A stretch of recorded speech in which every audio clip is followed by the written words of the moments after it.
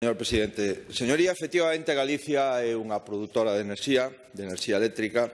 Somos a cuarta comunidade autónoma de España con maior produción de enerxía eléctrica. A cuarta.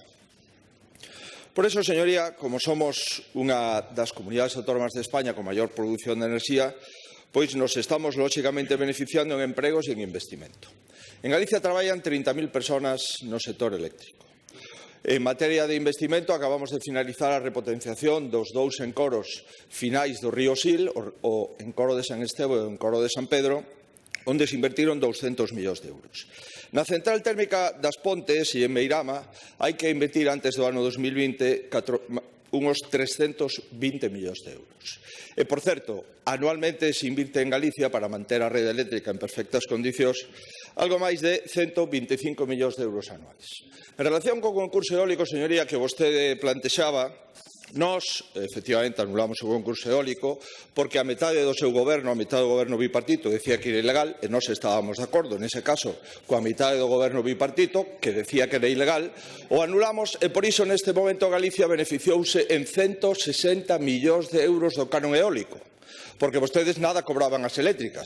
Non, sí, señoría, 160 millóns de euros en canon eólico. Señoría, este goberno, dende logo, non defende ningún privilexio. Sabe por qué? Porque se defendéramos privilexios estaríamos na oposición. Como non defendemos privilexios, estamos no goberno. E por eso, señoría, estamos neste momento movéndonos, defendendo o interés xeral dos consumidores, defendendo o interés xeral dos fogares galegos para que aforren en custes enerxéticos e defendendo, por suposto, aquelas persoas que teñen dificultades para pagar a luz mensualmente. Señoría, sabe por que defendemos os consumidores? Cando a Consellería de Industria era nacionalista, vostedes abriron 9 expedientes sancionadores ás empresas eléctricas e cunha sanción de 97.000 euros. Nós levamos abertos ás empresas eléctricas 2.400 expedientes e cunha sanción de 23,8 millóns de euros.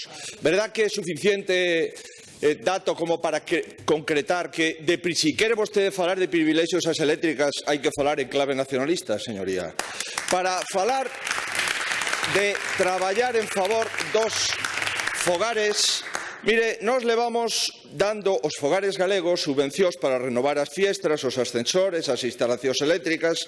Levamos lo que levamos de legislatura máis de 4.000 fogares beneficiados con axudas para aforrar custes enerxéticos. E dende que chegamos ao goberno, nada máis e nada menos que 27.000 fogares galegos tuveron subvencións para disminuir os seus consumos eléctricos. Se quere falar vostede de pobreza enerxética, estou a súa disposición. Cando gobernaban vostedes, 0 euros para a pobreza enerxética. 0. Nós, 6.000 fogares.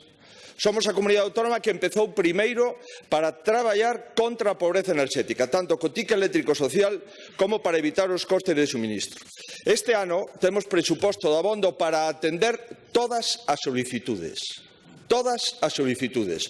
Señoría, se quere falar vostede de privilexios, cando vostedes apoiaban os gobernos socialistas, subvencionaban as empresas eléctricas e lle deron máis de 26.000 millóns de euros, que agora hai que pagar. E máis, e lle condonaron 3.000 millóns de euros de custos de transacción a competencia. Señora Pontón, sobre privilexios non ten nada máis que vostede mirar dentro dos seus escanos. Máis nada, moitas gracias. Gracias, señor presidente.